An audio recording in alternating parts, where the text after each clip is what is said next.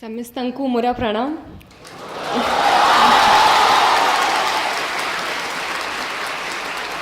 ଆପଣମାନେ କେମିତି ଅଛନ୍ତି ସମସ୍ତେ?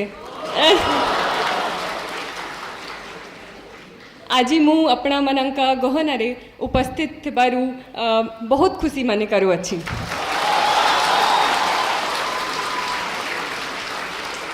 Apologies for the pronunciation errors, if any, but I'm really happy to be amongst all of you today.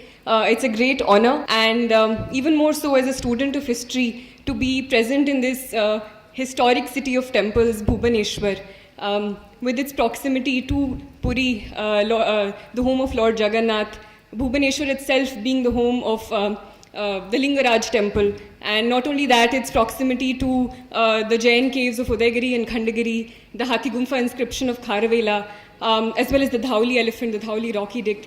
So it's truly a pleasure to be in this historic land and to be amongst all of you, such excited faces that I'm able to see today.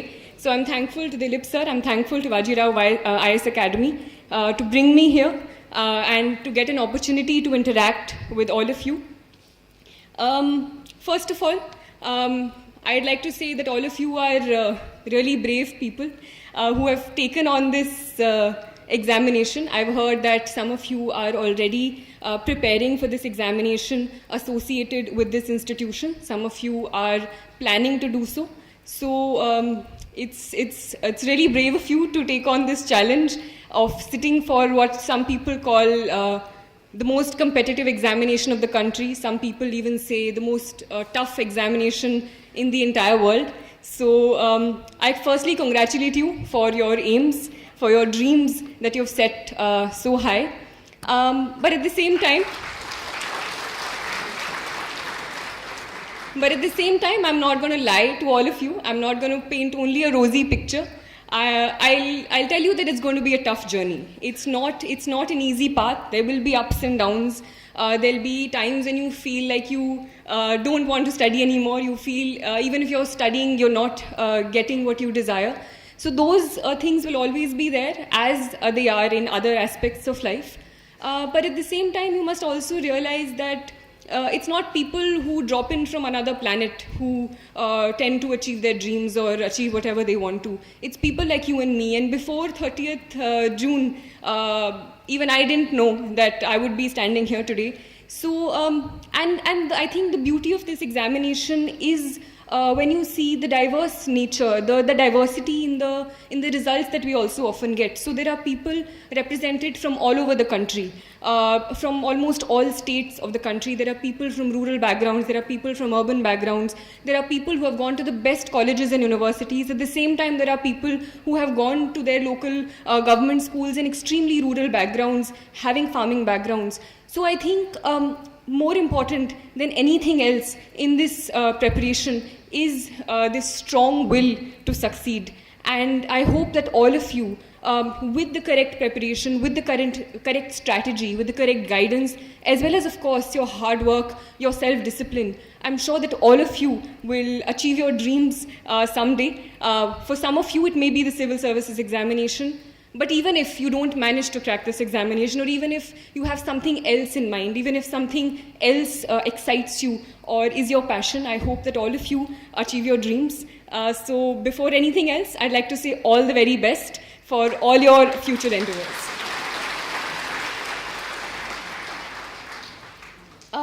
And I'm no one to come and give you success mantras or tell you. I'm also at the very beginning of my journey, so I'm not going to tell you success mantras as to how to succeed in life. All I can do is tell you about my journey, and if that resonates with you, if you find things that you think may work out for you as well, because everyone has a different strategy, everyone has different priorities in life, everyone has different things that they want to achieve and different ways as to how to do it. So I can only tell you my journey, how I managed to deal with certain things, the problems that I faced, how I managed to overcome them. And all that I can say is, if you have decided to enter this examination, know why you're doing it, know what is your goal and what is it that motivates you, that is asking you to sit for this examination. Make sure it's not just external pressure. And if you have taken that journey, started that journey, it's possible that some of you may not succeed, but whatever the outcome is, you'll come out richer. You'll come out gaining a lot more knowledge, a lot more experience, and whatever comes at you, try to look at it as an experience that is going to teach you. And try to not get disheartened. It's easy to say that when you've sort of gained some sort of success, or when you're at the other side of it. But try to look at things with a positive outlook. Try to look at whatever positive that you can get out of it. So enough with this bhashan. I'll start with my as to how I started my preparation and what motivated me towards it. So firstly, I even during school, I did not always think that I'll become a civil servant. It was not something that was in my head. But I was always clear that I wanted to do something where I would be working with people, where I would be working on the ground. So even in school, in starting from 6th, 7th, we had this option of choosing a club in school. So there used to be options like music or dance or debating. So those things also I sometimes participated in, but my main club that I chose was community service, where we used to stay back after school, teach children from the nearby government schools, even after that. So I think it was always something that I wanted to do, but it was only later when I saw examples around me of people who were bringing about a change in society that I thought that the civil services or the administrative services specifically would be a way in which I would be able to do that to the best of my ability. So, and there were, again, many examples in front of me who showed me that. So, while I started reading, I saw examples of an IS officer, MS Lakshmi Priya, in Assam in Bongaigaon, who through little initiatives that she had started, Project Sampurna in Assam, tackling the problem of malnutrition. Or Aki Ravi Krishna in Telangana, who had begun this process of Gudi Cheruvu initiative, in which he managed to raise the water table by about 6 meters. So these were things with slight changes, and with the right will, they were able to bring about a huge change to the people around them. So people like these motivated me, and I thought to myself that this is probably one platform where I can best serve my country in a way. So this was my idea. Towards the end of my graduation, latter half of my graduation, I decided that this is what I'm going to do. After my graduation, I started preparing for this examination. There were, again, as I said, many downs in this preparation as well. So 2 things that immediately come to my mind when I was asked is, so I gave my first attempt in 2020, which was last year. This was 2021, the attempt that I managed to succeed in. In that attempt, I cleared my preliminary examination. While I clearly remember that day also. It was around 11, 12 at night, quite late, and I was just going through my detailed application form to correct any minor errors that before submitting it finally. And I just realized that my medium for the mains examination, GS papers, the general studies papers, was Hindi. And I remember I kept staring at it for a really long time because I couldn't believe that it was Hindi. That, again, is an entirely different story, but we tried to go to UPSC many times and try to make that change again. There was some technical error due to which it had happened. I still don't know how it had happened. But the thing was that it had happened. There was nothing that could change it. And there were only two opportunities and 2 options available in front of me.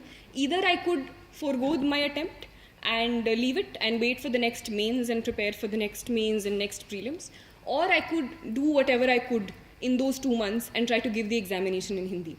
And I chose the latter. I think at that time, even for a second, I think it did not occur to me that I could somehow leave it. And I think I'm no one to preach, but I'd just like to say that anything that life gives you, I think it's always a good idea to take it for the positive. And it's often said that life is 20% what is given to you and 80% of what you make of it or what you see it as. So I probably saw it as another opportunity to learn Hindi better or learn my language better. So in those 2 months, so things like, it's easy to learn because I liked Hindi. Reading Hindi is my mother tongue, but learning it in a completely different way in terms of technical terms was a whole new challenge. So GDP became Sakal Gharelu Utpad. longitude and latitude became Akshansh, Deshantar, Ushnakatibandhiye, temperate, tropical. It was another challenge altogether, but it was also exciting. So I think it's how you look at it as well. That was the first this thing, and it's likely that you will fail also, or how you define failure is also another matter. So I missed the interview call by 1 mark, but I think I learned. But even that missing, I took it as a challenge, because I was positive that if I can do it in Hindi and still miss it by 1 mark, if I do it in English, which I'm much more comfortable with, it's much more likely that I will succeed. So I took it as a motivating factor. So this was the first thing. The second time where I felt was a little downward curve in my preparation was this time's mains, where I was really sick, and I had high fever. There was a lot of fatigue. So there was a point in time, two days before my optional papers, 2 days I couldn't study at all. I couldn't even pick up a book.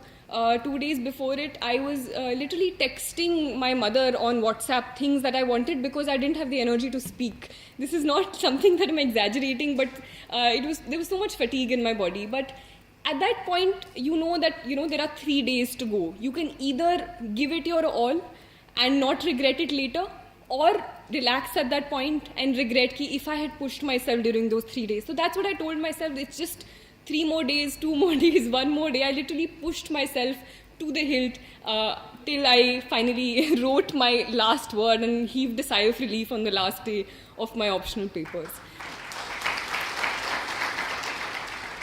So I was asked to talk about certain ups and downs in my journey. So this is what I'm going to, 2 things that came to my mind.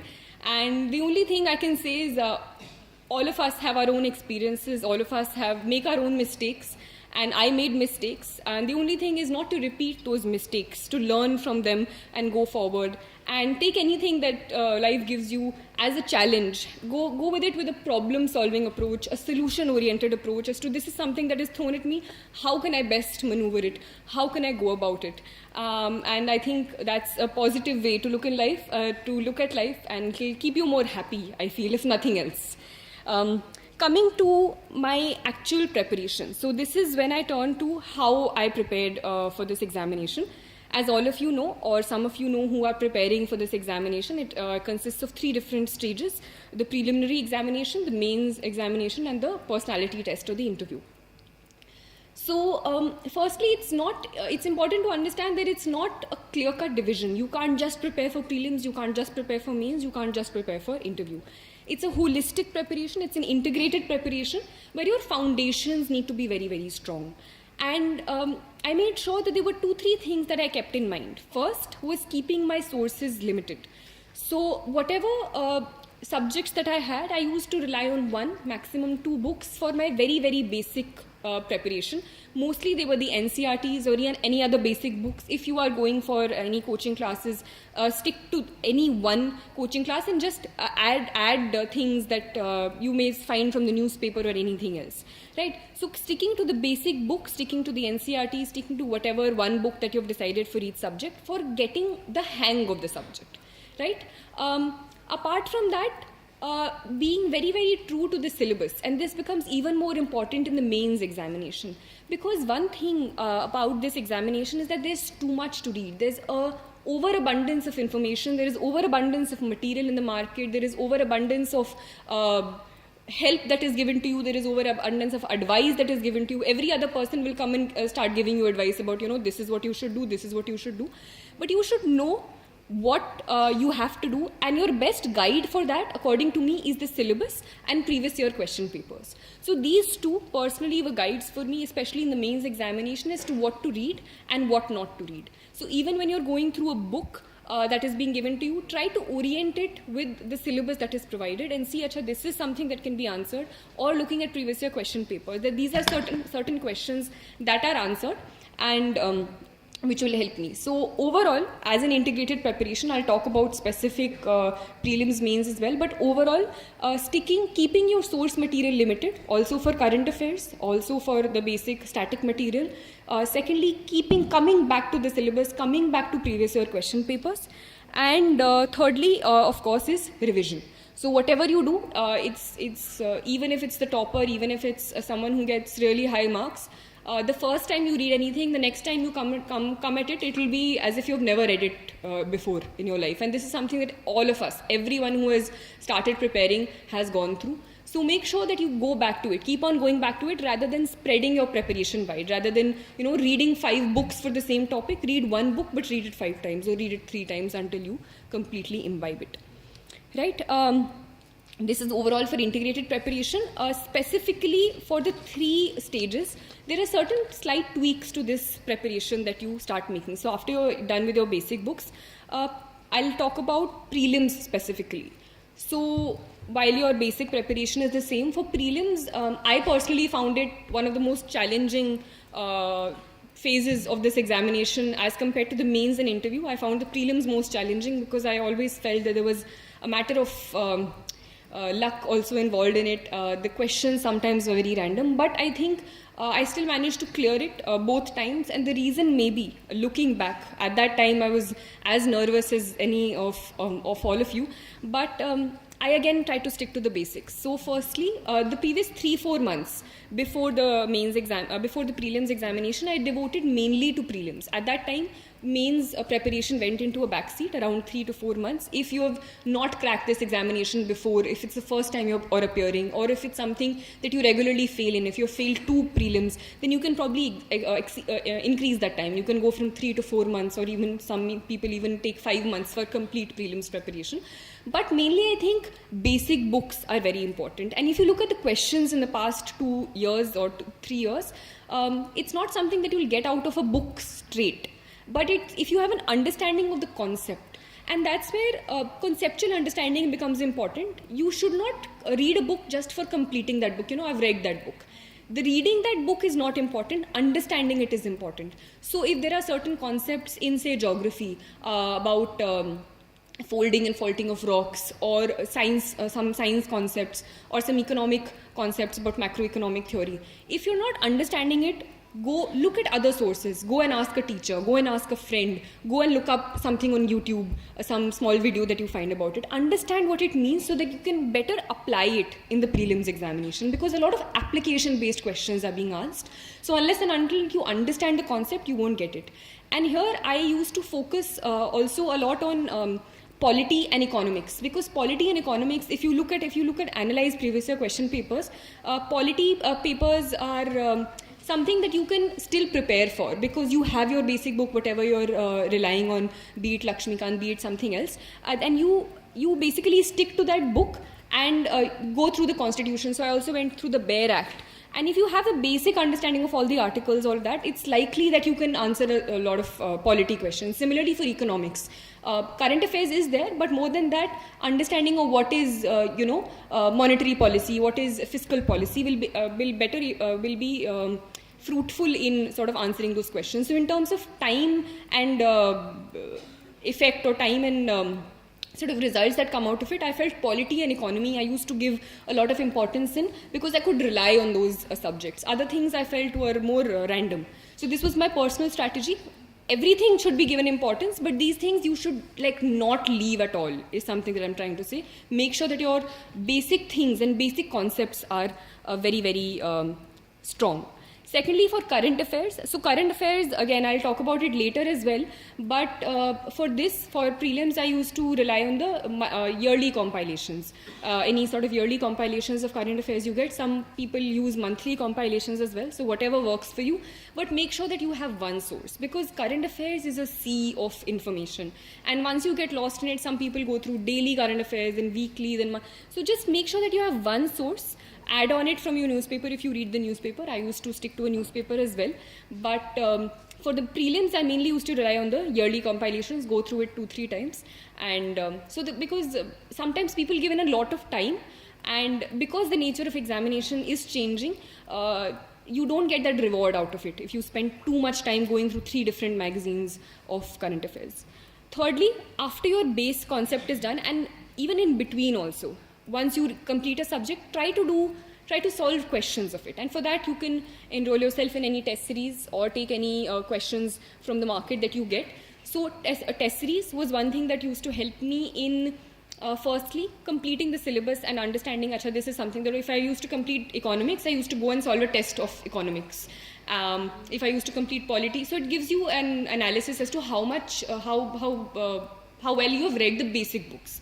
Okay. Apart from that, practice of not just test series but also previous year papers, because previous year papers are important in helping you understand the language of the questions, the nature of the questions, and also the nature is also sometimes that you don't get it from a book. So you also get the knack of eliminating questions or getting to know, Acha, this is something that I can do if something like that comes, or trying to find corollaries in other papers. So previous year question papers are really important. I often give examples of where even questions are repeated. So say a question on right to privacy being part of which fundamental right was a question that was repeated verbatim. Similarly, there was a question on economics that was repeated within a matter of 2-3 years.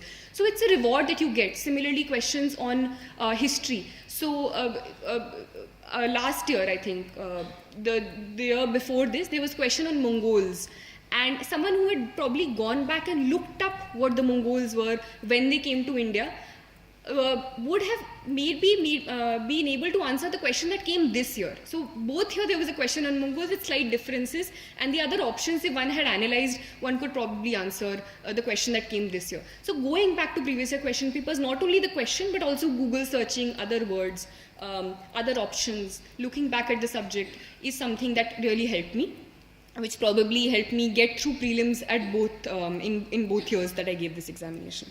So basic books, current affairs, test series practice, at least 3-4 months pehle to I used to do a lot of test series in the last 3 months. Before that also you can beech mein do if you want.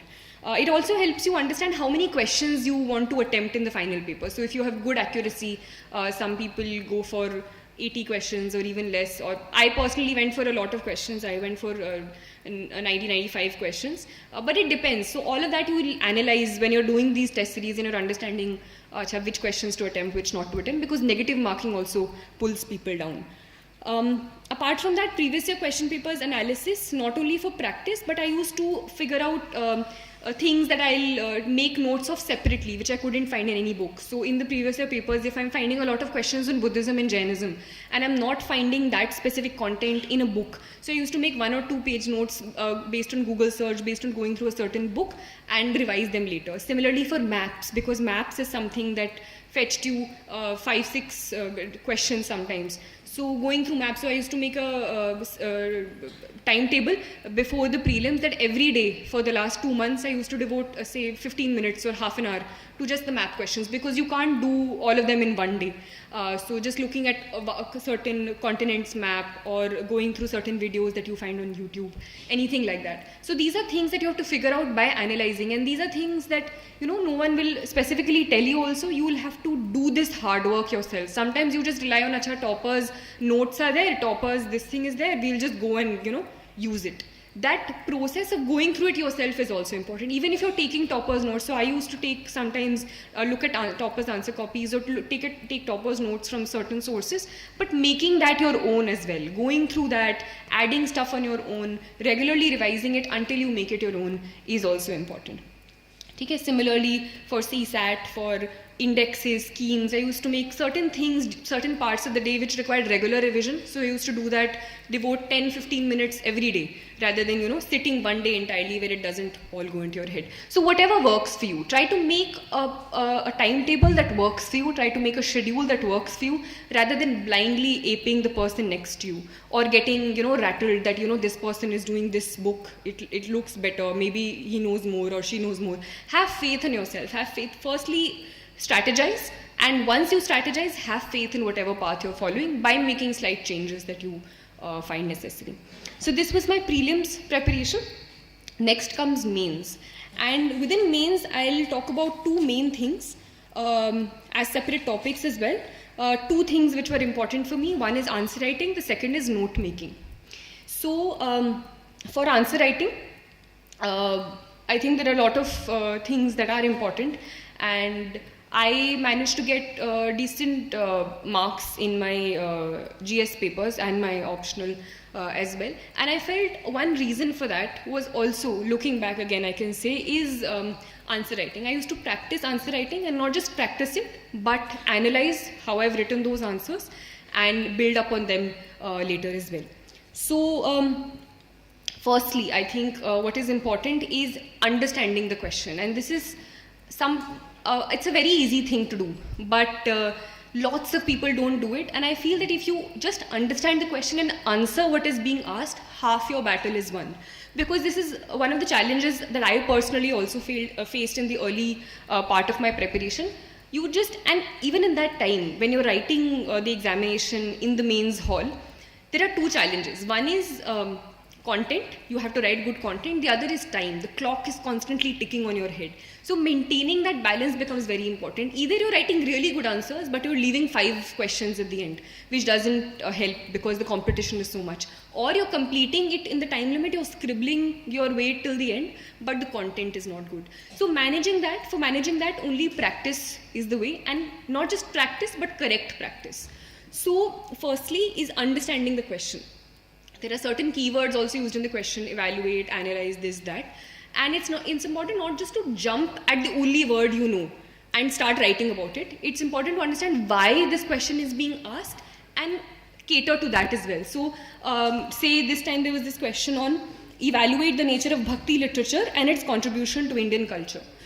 So sometimes when you don't know enough about Bhakti literature, you will just start writing about Bhakti. You'll start writing about Nanak, you'll start writing about Chaitanya Mahaprabhu, this, that.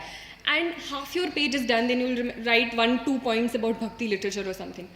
The important thing is, even if you don't know exactly what, how, say, Bhakti literature, what the nature is, its contribution is, try to orient your answer according to the demand of the question. So start writing about Bhakti literature only. Start writing about, so I think in this paper, in this question, what I did also, I made, so although it's not required, but for visual presentation, I made this map of India slightly on the corner, and I jotted it down, jotted the different Bhakti literature across the map. On the map itself. So say the Bishan Pad or Mirabai's this thing, everything, Lal Ded's this thing, Abhangs in in Maharashtra and all of that. So even at a glance you could just see what those things were about. Then the nature of Bhakti literature. So look at the keywords, and this is something that I used to do. I used to divide the question based on the questions and on the words that were used. So nature of Bhakti literature, what is the nature? So say devotional,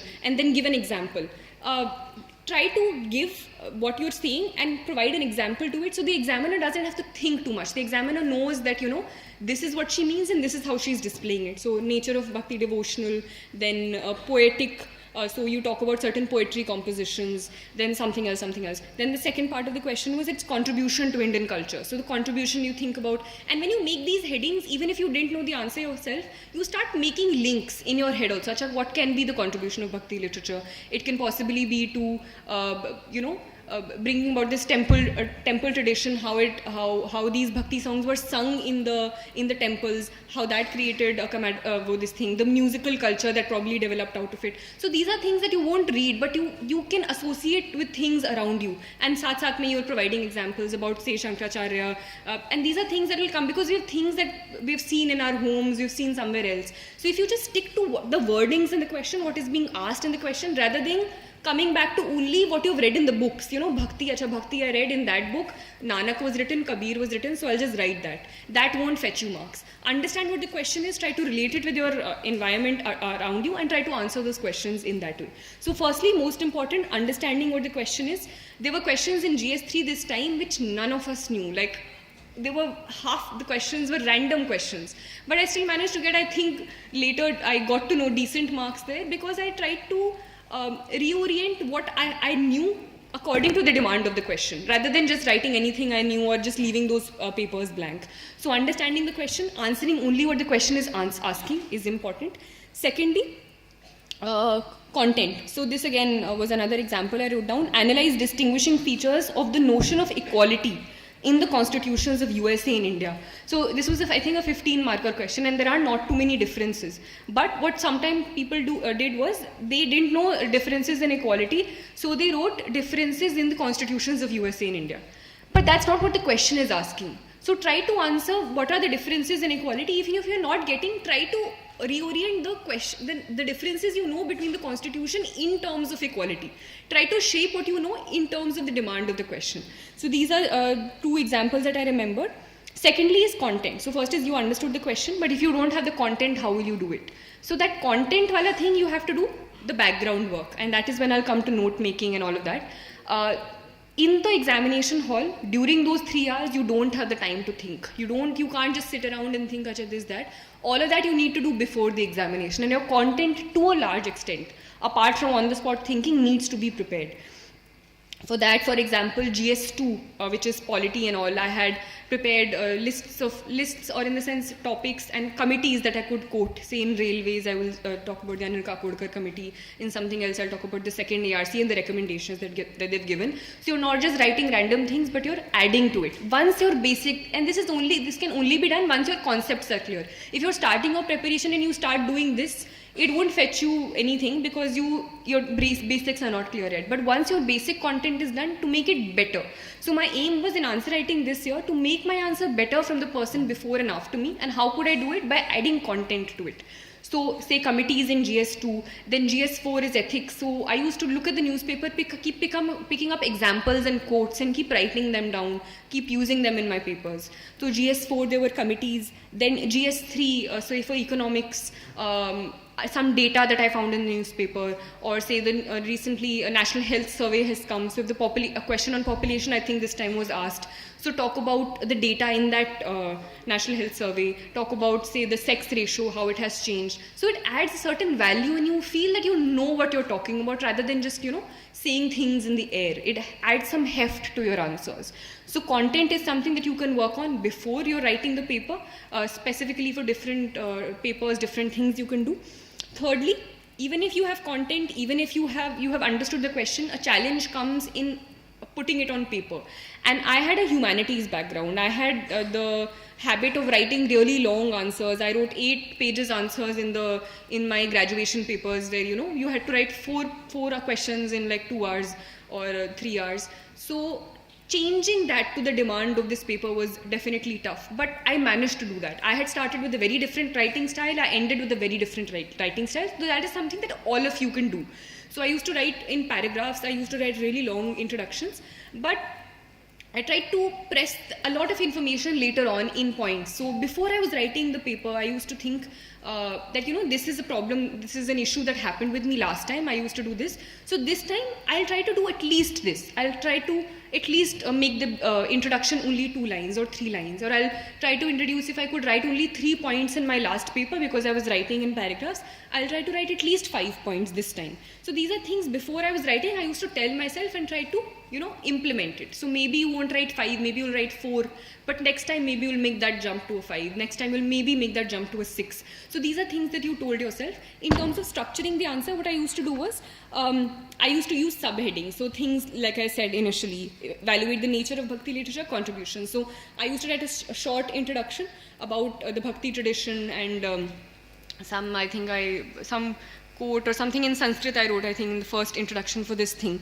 about Bhakti literature. How about it coming from the root bhaj, or to incorporate or something, involve yourself in the divine. I wrote that introduction. Then I made a subheading about nature of Bhakti literature.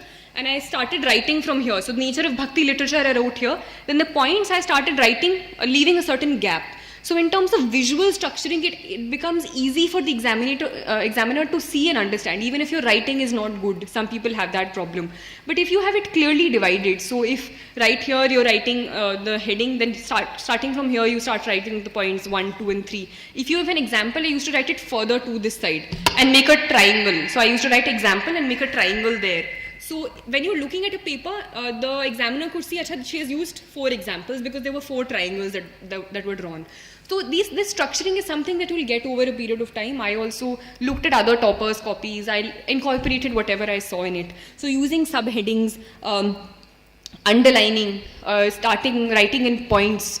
So you need not write very long sentences. You can skip out the a and the sometimes. Not that the person shouldn't understand only what you're writing, but you can leave out certain things. You can just write the basic terms. So points is something that I used. Subheadings, underlining. In terms of visual structuring, I talked about spacing. So spacing was something that I used. Maps, which I talked about in the first paper. Similarly, for geography. And these are things that you can't do in the paper because you can't think that much. So practice the India maps, practice the world maps. That is something that I used to do.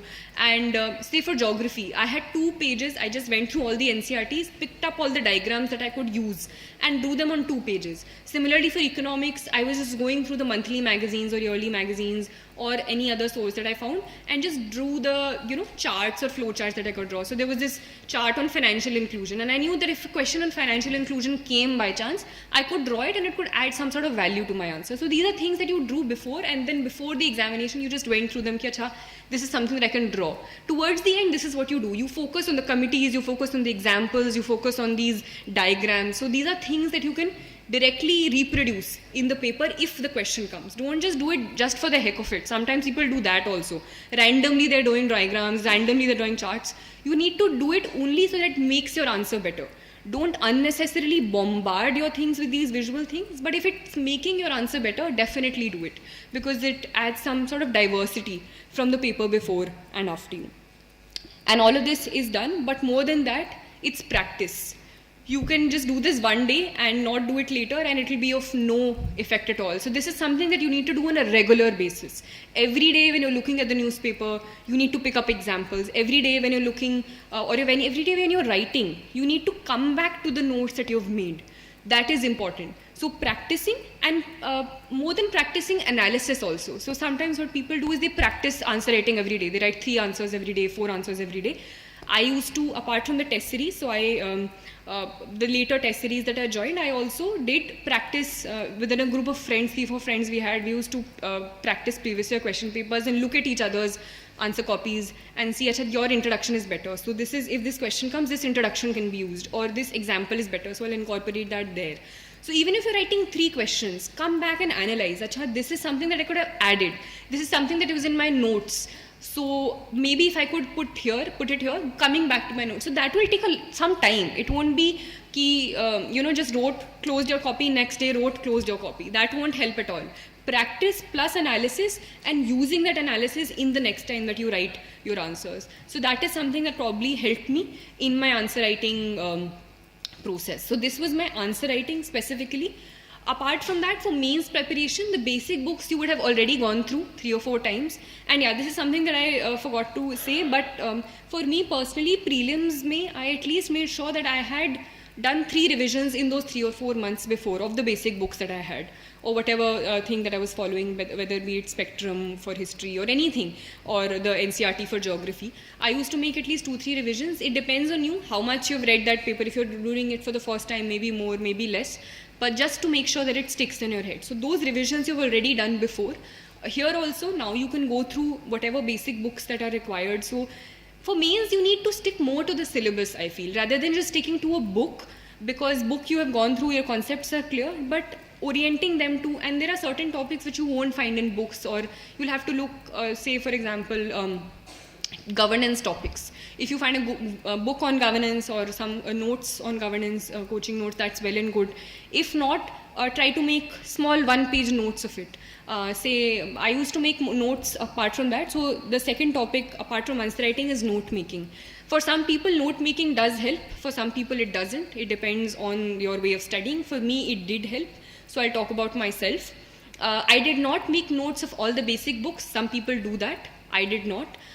Sometimes, for example, for geography, if I'm going through it, there is certain data about, say, crops, their percentage in world crops and Indian crops. So I used to make a small chart towards the end of the chapter itself, and agar end mein revision karna hota tha, so I used to go through that. But mostly, I did not make notes of the basic books, because I thought they were well enough, they were like compact enough, and I used to just underline things that I thought were important when I was doing revision. But for certain topics in the syllabus, which I felt I could not find information elsewhere, if I thought there were certain current affair topics in the news, in the newspaper, which are going on for a really long time, say the farmer bills, if it's going on for a really long time, I'll make 1 or 2 pages notes out of it, so I can use it, say, in agriculture, or if I find, say, an article on fertilizer policy in the newspaper. So I used to not make notes of newspaper per se. Some people make copious everyday notes of the newspaper. I did not find that helpful, because at the end you have like a huge this thing of newspaper, it takes a lot of time in the day. So I did not find that helpful. Some people do. But I used to just pick up things that I found in the newspaper which were important according to the syllabus. So fertilizer policy, I know, can come in the agriculture part of GS3. So that awareness of the syllabus, that familiarity with the syllabus, you need to build over a period of time and make notes according to that. So that fertilizer thing that I made, then I used to leave some space on the side. So if I find anything else, I'll keep on adding that later. Similarly for, say, cybercrime or so cybercrime or something like that was in the syllabus, clearly mentioned. So for that, I had made 1 or 2 pages notes. Any example that I found of, say, some attack that happened here, some red dot network attack happened there, or Estonia mein there was this cyber attack. Those things I used to keep on adding and then use them in my answers. So these things like enhance your answers a bit. Some other people are just writing whatever notes that they found or whatever book that they used. But when you see examples of, say, US mein ye wala attack happened, shadow network ye ho gaya, ya Pegasus attack ye ho gaya, so it adds some newness, and the examiner thinks that she knows what's happening and she can make these links. So these additions I used to keep on making from the newspaper, apart from making my main notes that I used to do according to the syllabus, according to any topic that was in the news. Why is note making important according to me? And that is the way you should make those notes, because sometimes what people do is कि notes बनाने हैं, किसी ने बोला है कि notes बनाने, it's important. So I'll make notes, and those notes don't serve any purpose because it's more or less you're repeating and you're copying whatever was in the book. You just literally remove a few words and you write them in your own words, or you write them by removing a and the. So that doesn't help at all, because you should understand why you're making them. There's a purpose to the note making. So firstly, according to me, it's to pry out or take out the important stuff, or what is important. So you're removing what is not important and what is of most importance in using it. So the notes, the next time you make, like if it's 100 words, it should come down to at least 40 or 50. Otherwise, there's no point to making it, or even less if you can. The smaller they are, and if you can understand it. Understanding should also be there. It's not as if कि अगली बार आप पढ़ो आपको समझ ही नहीं आ रहा आपने क्या लिखा है because इतना छोटा कर दिया. But you should understand. It should be for yourself. So prying out the important information, collating important information. Because say if it's a topic in the syllabus, it's possible that you can find good information from 2 sources. So sometimes I used to make notes collating those 2 sources. Or if it's a topic in the syllabus, I used to do a Google search, find 4 or 5 sites and just take out important bits, important examples and make one information. So taking out important stuff, so reducing it. Secondly, collating information from a couple of sources, keep on adding to it. Some people used to make online notes, that you can also do. I used to find it more comfortable writing. So that was my personal preference. It's sometimes easier to make online notes because it can be easily edited. So that is also something you can do on Evernote or anything, or anything on your laptop also you can make.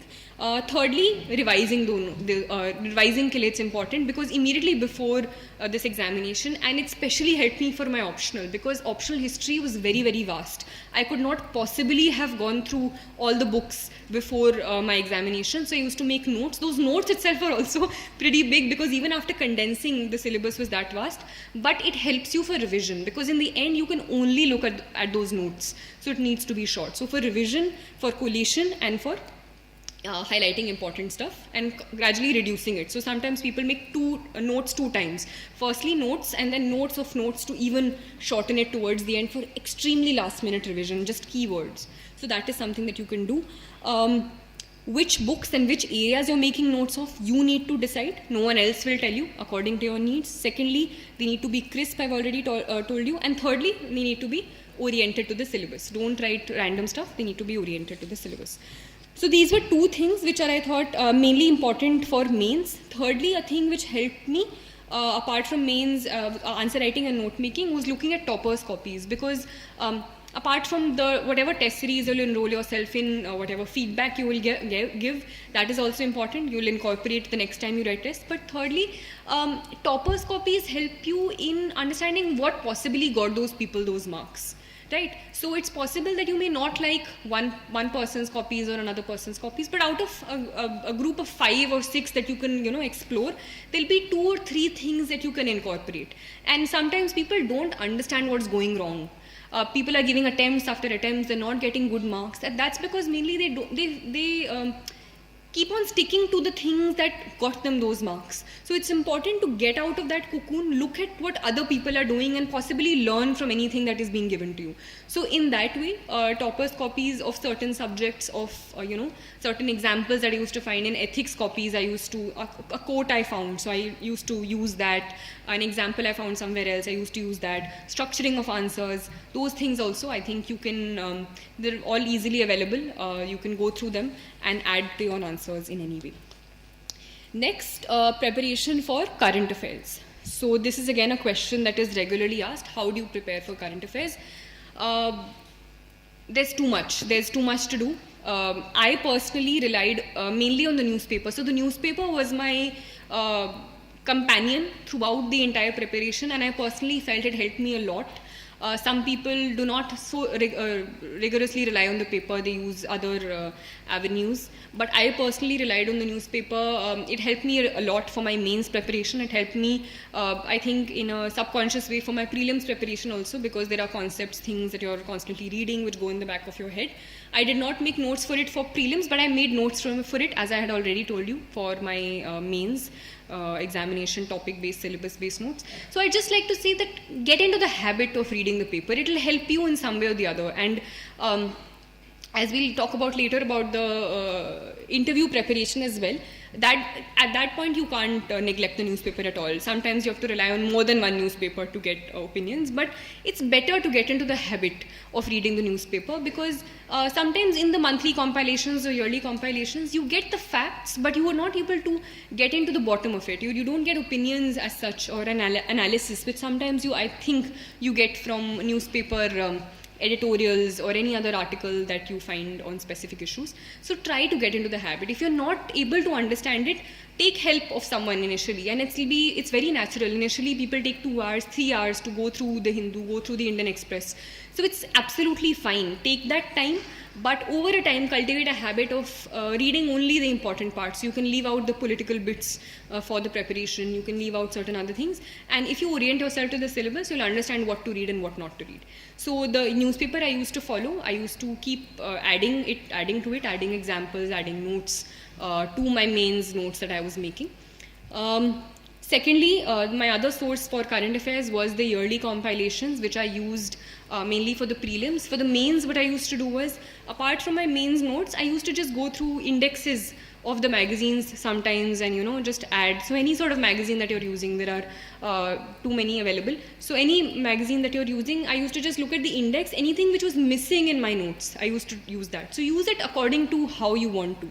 So yearly compilations for prelims, and thirdly, my notes. So my notes I used to make, and we had made a certain group also, a self-study group, 3-4 people. We used to divide certain topics, make notes of them, and use them towards the end. So that was my strategy for current affairs. My only advice is keep it limited. Don't, because there's a lot to go in read in current affairs, stick to any one source and believe that it will work out. Because self-belief is also very important in this examination. Self-doubt is one of the biggest things that you face at every level. You're all thinking, this book is not good enough, my preparation strategy is not good enough, this particular coaching or anything. You're always questioning yourself, but just have that self-belief that whatever you've chosen is going to get you there if you have, the correct reasons, the correct strategy, and your materials, basic materials are right. Then was my strategy for optionals. So optional, firstly, is the choice of choosing your optional. So according to me, some people have asked me, how do you choose your optional? And some people had thought that history was not a scoring optional initially. So I was also told, even if you have history as your background, try to change it. Some people have changed it already because, history is not that scoring. And maybe you take sociology, maybe you take something else, you'll get more marks. So I personally think that this is not true. There have been people from all different sources and different optionals who have got marks. There are people in the top 20 from economics background who have gotten marks, from from Hindi literature, from sociology, from political science, from medicine. So these are things that, people say that economics may don't get marks, history may don't get marks, medicine is very, very vast. So just make sure that whatever you choose as your optional, you have an interest in it. Because an optional, you have to put in a lot of hours. You have to, consistently read those things, read extra books, write answers. And that will not be possible if you don't have interest in that subject. So first and foremost, make sure that you have interest in the optional that you're going for. If you're, say, from an engineering background, which some people say that, they have a problem with, because, say, I had history as my background. I did my graduation in history, so I took history. I was comfortable with it. I had an interest in it. If you are not from any of these backgrounds, if you don't want to take any sort of engineering as your optional subject, what you can possibly do is just go through roughly the books of all of these things. Just roughly go through sociology, go through history, and see where you find yourself, more comfortable with. Secondly, apart from interest, is material and guidance of a certain sort, because I feel each option has a slightly different strategy and slightly different things that you need to keep in mind. So any sort of mentor, any sort of person who has cleared the examination in that subject, you can ask that person, ask another person for its pros and cons. So take every optional, see its pros and cons, see which pros you can work with, see which cons you can work with, and then come to an optional. For history, my personal challenge in history was, even in this year, even I was very, very jittery even before I was giving my final optional papers, was the vast syllabus. So I think that was a personal challenge that I had, balancing it with my general studies preparation. That time management, again, you have to figure out yourself. Before the mains, I used to divide mostly my day into half. Sometimes that half, more than half, was given to history, and at the end I still wasn't very happy with the revision that I'd done of history. So it's just, I think what maybe helped was my note making. Even in the last day, even in that 1 hour, there were certain things that I hadn't done, so I revised. Because I had short notes, I revised in the 1 hour that was given to me between the two papers, so that also I could use in the last thing. So note making really helped me, according to me. Practice, revision of those notes helped me. So that, I think, worked out for me in history. I had a certain love for the subject, so that sort of background also probably helped me. So strategy for optional, I feel, depends from subject to subject. So if you have, and I think we'll have a interactive question answer session at the end. So if you have any specific questions that you would like to ask about my optional or any other thing, you can ask, because each optional, I feel, has a different strategy. And basically time management, I think, so which comes to the next topic as well. Time management is crucial in this examination, and even though these things may seem the most boring, time management, revision, all of this, but I think these are the things which actually work out in the end.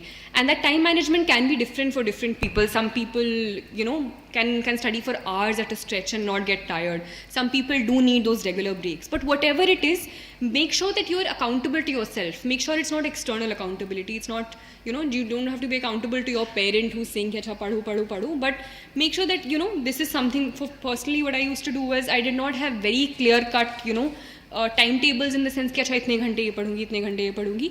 Roughly timetables I did have, but morely it was in terms of कि अच्छा इस हफ्ते तक ये खत्म हो जाना चाहिए. अब वो कैसे भी मेरा खत्म हो रहा है. If there were days when I did not feel like studying at all, I used to completely put away my books and chill in the true sense of the word, or do anything. But when I used to study, I used to do it with my, literally tan and man, and not think about anything else. So those things, those ways of studying, you need to figure out yourself. Ways of taking breaks, ways of motivating yourself, you need to study, figure out yourself. There are too many distractions in today's day and age. So some of my friends completely cut off from all social media. That also works for some people if you have the will.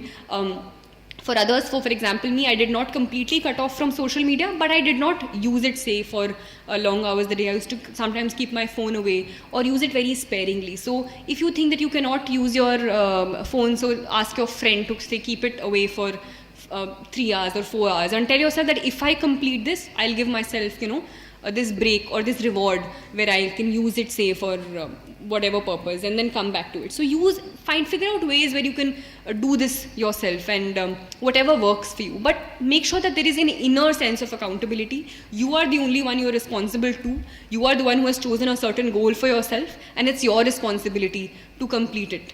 So that is something that must be kept in mind in terms of time management. But time management is important. You cannot ignore it. You need to know when to complete the syllabus, when you'll start preparing for your answer writing, when you'll start preparing for mains, when you'll start preparing for prelims. So 3-4 months before, I used to stop preparing for mains before my prelims examination. Before that, initially, after my prelims examination, the early few days I used to keep for ethics. Then I used to start preparing my optional strategy. So those things that I think you have to figure out yourself according to how you work and how well you can balance things. And revision again. Revision is important at all stages of the examination, be it prelims, be it mains. Then I think thirdly, we've talked about prelims, we've talked about mains, we've talked about optionals. Now we come to the interview part of the preparation. And I think it's still a faraway thing because I believe that some of you and most of you have started beginning your preparation or are thinking of beginning it. But as I said, it's an integrated preparation. The only thing I think in terms of current affairs that becomes different for the interview is that you have to have opinions also of things. You can't just know the facts. You need to know causes, you need to know consequences, you need to sometimes defend what is happening. You can't just get away by reading monthly magazines. You need to read the newspaper. You can look at, so in terms of opinion formation, some things that I would suggest, some people have a problem talking or feel that you know stuff, but you can't say it out loud in a group of people. Some people are shy. So those things you can start working on from now onwards also. You can start, taking part in group discussions, sitting with a group of friends, talking about any topic which is happening in the news and seeing other people talk. So looking at, say, Rajya Sabha TV, there are certain discussions which happen, any sort of other discussions. I used to sometimes listen to Google podcasts. There are things, so there are lots of podcasts by certain newspapers. So Indian Express has this thing of 3 things by Indian Express. So any topic which is going on in the news, they talk about it in detail. So listening to these things, having those discussions with a group, so you get out of this inhibition of not wanting to speak. And don't be afraid of saying out the wrong things, because among friends, this is the only place you can, or among, say, teachers, this is the only place you can where you can correct yourself. So even if it's far away, these are things that you can start doing. It will even help you develop your personality in the long run. So start having these group discussions. If you think that you feel shy speaking, try to talk in front of a mirror. Some people are advised to do that if they are not comfortable doing that. So firstly, in terms of content, read newspapers, develop opinions on things, have discussions, look at videos, hear podcasts, try practicing these things, try practicing answering questions. Apart from that, the detailed application form that you get, that you fill towards the end. There are certain sections for hobbies, there are certain sections for things that you've done in school. So every single word you need to start, you need to prepare for. I think for that you can, think about a little later, but I'm just informing you. Let's say you're from Odisha, so you'll have to prepare about the state, about the sex ratio, the cultural importance of the state. All of those things you will have to prepare for. You might be asked questions about that. So the detailed application form. In terms of hobbies, some people are asked, how do you develop hobbies, or can you make up hobbies? So I would suggest that don't make up hobbies only for the application form. Try to cultivate those hobbies from the beginning of the preparation, or just like I think generally also. I think there's not only studying which is there to life. There are things that you should develop a personality of a certain sort. Engage in whatever, be it a sport, be it any activity, be it any craft, singing, dancing, anything. So that I think it also gives you a break, because as much as I'm standing here and talking now, it's a very strenuous process. It's physically draining, it's mentally draining, and you need these an off time also in between. So cultivate a hobby from early on also. Even if you want, it'll help you in the interview. Think of it as that also. But generally also, I think it'll help you if you develop something apart from only studying. So those are things that you can keep in mind for the interview. As for the last time when you enter the interview hall, I think calmness of a certain sort is important. Self-confidence is important, and those things you'll cultivate when you gain the content, when you gain the knowledge, and when you start practicing and doing these things from early on. So apart from your knowledge, it's also a test of your character, it's a test of how calm you can be in stressful situations. So that, I think, is my advice for the interview. Apart from that, this was the academic part of it, the academic strategy, the do's, don'ts, how I went about my strategy, my content for all 3 stages of the examination. Apart from that, I think you need to understand and ask yourself why you're giving this examination. And setting a goal is important. So I believe that some of you are preparing. There are maybe some of you who are who have certain other goals in mind. So just make sure that you set your goal for yourself, whatever you want, and ask yourself why you're doing that. Because that is something which will sustain you throughout the preparation. And motivation is something that you have a dearth of at times. The results have come or something happens, everyone is pumped up, you think, I'm going to get a top 10 rank, I'm going to get a top 20 rank. 1 month goes away and that motivation goes down. So that motivation should be internal. You should know why you're doing it, because when there are those down times, when you're down in the dumps, when you're questioning yourself, you need to come back to why you started in the first place. So that, I think, is the first and foremost, most important thing, that inner motivation, why you're doing it. You need to be very, very clear. If you're not doing it for the right reasons, it's probably good to step back. But just remember why you're doing it. So setting your goal, once you've set that goal, it'll also give you the motivation to work hard, because even though there are different strategies, different ways of reaching your goal in this examination, you have to work hard. There's no way working around it. Whether you're doing it by slogging 18 hours a day, whether you're doing it by doing 8 hours a day but doing it consistently, you have to work hard. There's no easy way out of it. It is a very, very tough examination. Let me not mince words. It's a very highly competitive space as well. So you have to work hard. But that motivation that you get by getting to know, the way that you can serve the country, or the avenues that will be available for you in terms of ways you can contribute to people around you, that is a big enough motivation to keep you at it for those long hours. So hard work is very, very important. However much you try to run away from it. Time management, revision, all of that I said. But also, hard work can also be in various ways. You can work hard at doing certain things and still not get the desired results, because maybe you're not going with the right strategy. So apart from hard work, that hard work should also be in a certain direction. And that is where there is an importance of guidance, of mentorship of a certain sort, of knowing the direction where you're going. So make sure that however you work around that strategy, be it through mentorship in a coaching institute, if you're choosing to do that, or a mentor that you have around you, or a person who's cleared the examination, or if there are other sources as well. Whatever it is, make sure that you are following the correct strategy, and that hard work is being put in a certain direction. Make sure it's not being spread out. As I said, keep your sources limited, keep your direction limited, so that you can more easily reach that goal. Apart from guidance, mentorship in a certain direction, after the hard work and after all of that is just going through the content, is the practice and evaluation. So for practice, any sort of tests that you go through, test series, be it for prelims or for mains, and more important than just the exercise is the feedback. So using the feedback, not just taking the feedback as it is, but using the feedback the next time you do that.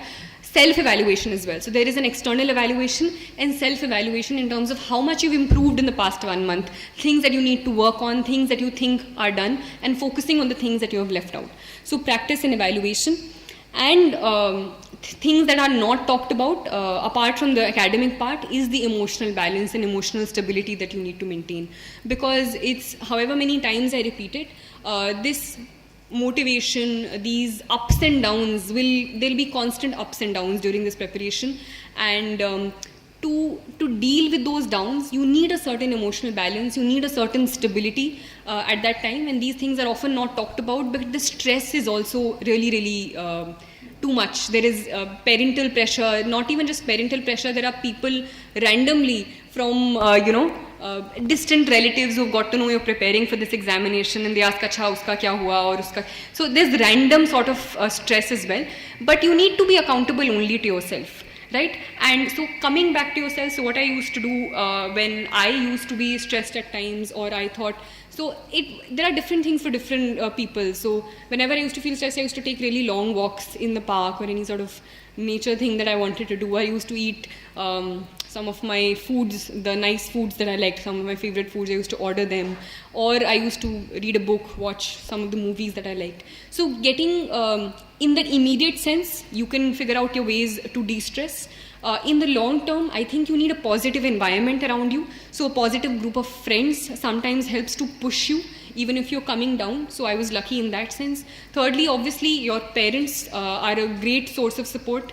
So for me, I was lucky enough in that regard as well, where that positive push was always being put. I was never made to feel that pressure of not performing or not doing well enough.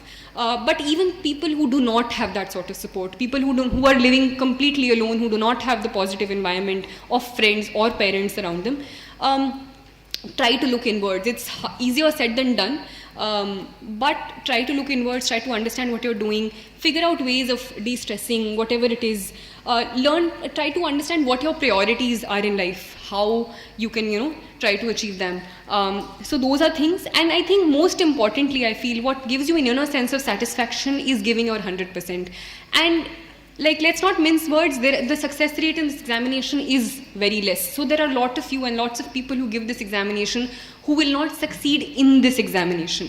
But that does not mean that you do not succeed in life, because there are various other avenues in which you can give back to society. I have friends who have exhausted all of their attempts but are doing very, very well in other aspects of their life. So as long as your goal is set in terms of what you want to do, there are various ways in which you can serve people around you. Make sure that if you've chosen to give this examination and it's something that you want to do, make sure that you give your 100%. So at the end, there'll be no regrets. Even if I did not clear this examination this time, I would definitely have been sad, I would definitely have been heartbroken, but at the same time, I would have been content with myself that I did all that I could.